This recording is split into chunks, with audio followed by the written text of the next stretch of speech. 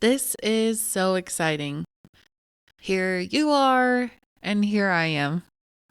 Welcome to Survived by Loss, my new podcast. This will be one full of all the feelings and what it means to live life through them. Before we dive into today's episode, I would like to offer a trigger warning. The following content may contain sensitive topics or discussions that could potentially evoke strong emotional responses or discomfort. I encourage you to prioritize your mental health as well as your well-being and proceed with caution. If you find yourself feeling distressed at any time, please remember that it's okay to pause or stop listening. Your well-being is incredibly important to me. You're not alone, and support is available. I would have never guessed that I would be here today, talking into a microphone, sitting on my cute little gray couch with my blanket that my grandma made me, in my white and millennial gray 20-foot vaulted ceiling apartment with my little soul dog Lux sleeping peacefully next to me, writing this introduction to my life for the world to hear. Sure. I've tried doing YouTube.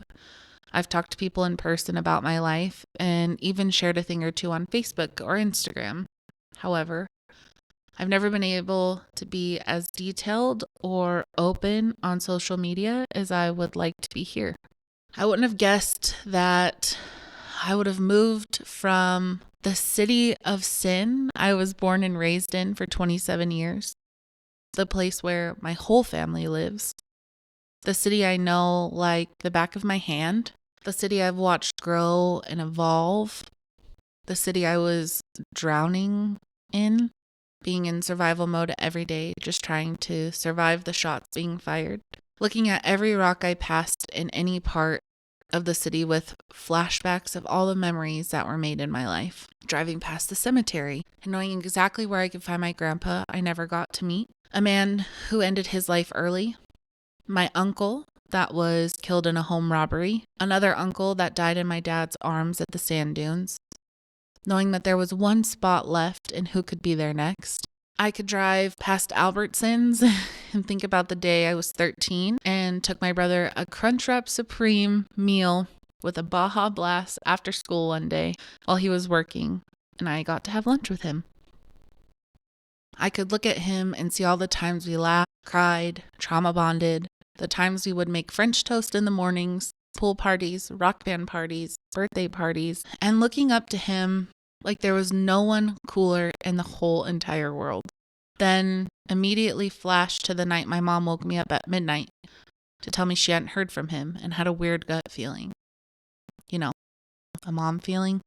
I could look out my bedroom door at night when the hall light is on and see my mom walking into my room in 2008 like it was yesterday.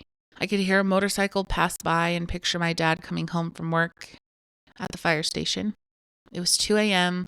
with a white coroner's vehicle parked outside on December 14th, 2008. I remember the two guys leaving after confirming what we had all suspected.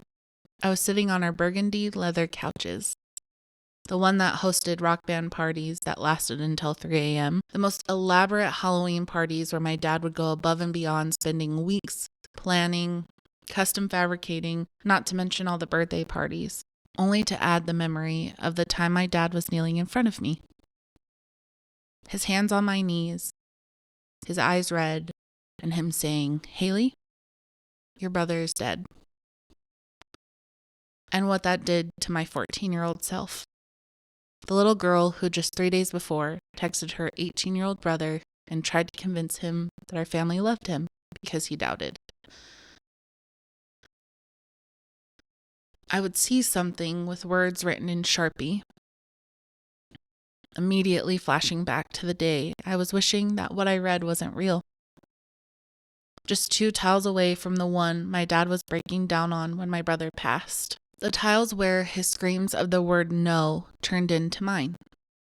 The day I woke up to my dad's suicide note, inches away. It was September 6th, the first day of Suicide Prevention Week.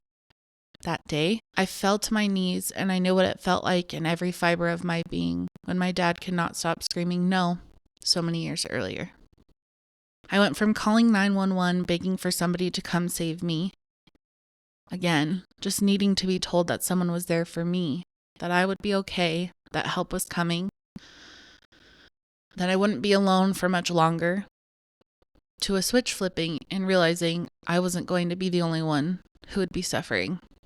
I don't think I could count how many times I apologized to the dispatcher, or how many times I said, who did he think was going to come? This isn't fair.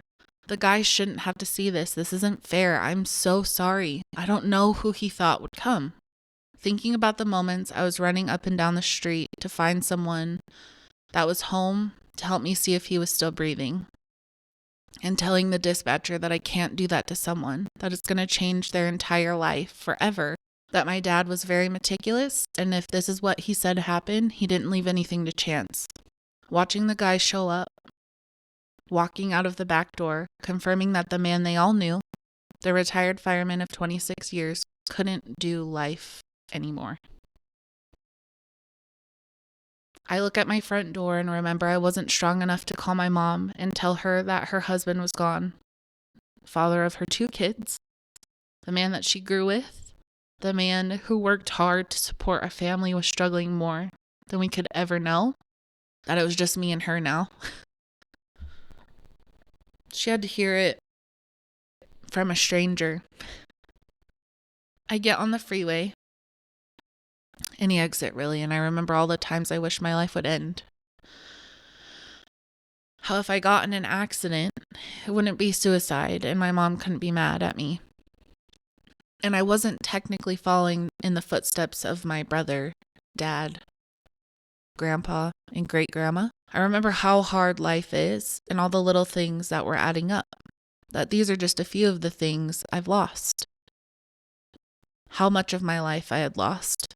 The number of times that I've lost myself alone is enough.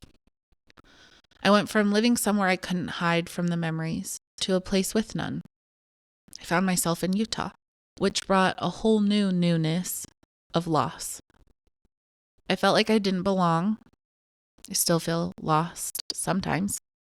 Like this isn't where I'm supposed to be.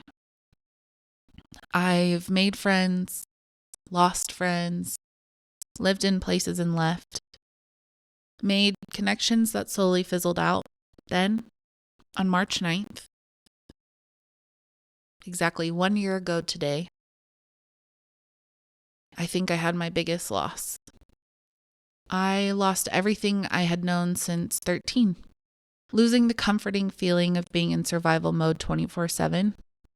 The loss of knowing the cycle and how to pull myself out of it. I lost who I was, who I had been my whole life, who I knew myself to be.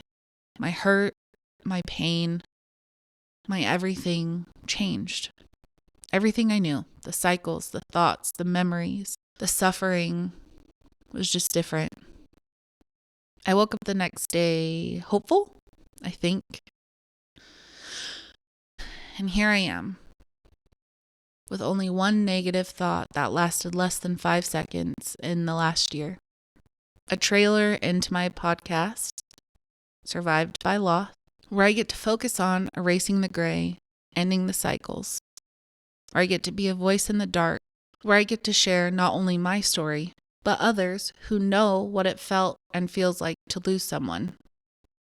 I get to share and be living proof that when you're in a dark place, ready to let go, that place where you're just tired and can't explain what that even means because all you're doing is sleeping, unable to pull yourself out, that unforgiving place where you hear your own voice, no one else's, whispering, talking normally, screaming and yelling that you're worthless, undeserving, unlovable.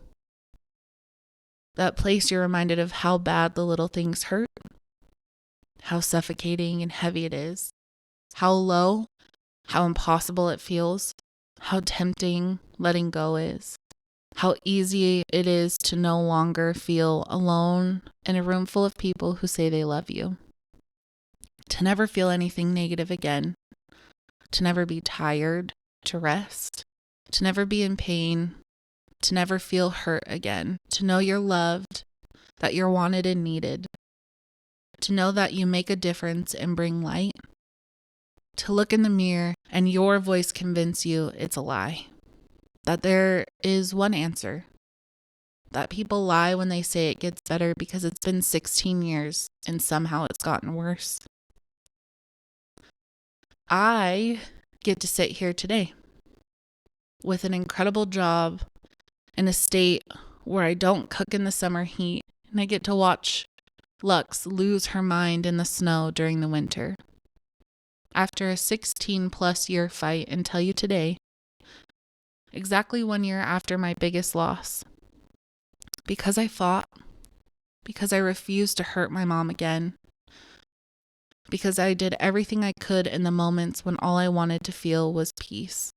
I told myself that I needed to be the change. I needed to get myself out of this moment for 5 seconds. I get to live exactly what I hoped it meant when I told myself it has to get better. It can't be this forever. I get to smile and mean it. I get to wake up excited instead of being annoyed. I get to sit in the sun and think about all the things I have and will experience in the years to come. All the things I never thought I would live to see. I am here, today, tomorrow, and the next day, at exactly 30 years old, with what I dreamed, hoped, wished, begged would come. The millions of times I sat in the dark, pleading with myself to hold on one more day, 1 more hour, 1 more minute, just 1 more breath, that it'll be worth it in the end. I am living that. And it would be a shame if I was the reason that I never got to experience what have been the better days.